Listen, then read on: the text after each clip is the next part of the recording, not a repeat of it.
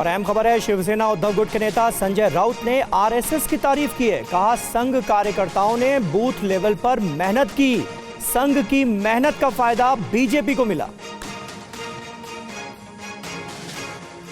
प्रत्येक बूथवरती किती मतं वाढवायची आणि कशा पद्धतीनं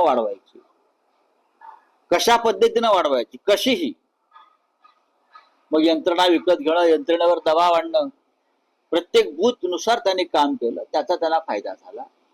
गैरप्रकार नक्कीच प्रत्येक बूथवर झालेले आहेत, हे आम्ही समोर आणले। त्यात तसं नसतं तर प्रत्यक्ष झालेलं मतदान आणि मोजलेलं मतदानात जो फरक दिसतोय तो दिसला नसता। म्हणजे बूथ यंत्रणा ताब्यात घेऊन मतं टाकण्यात आली आहेत तिथे, त्याचा हिशोब लागत नाही। हे जर आरएसएसने केला असेल तर त्याचं कौतुक मी करणार नाही।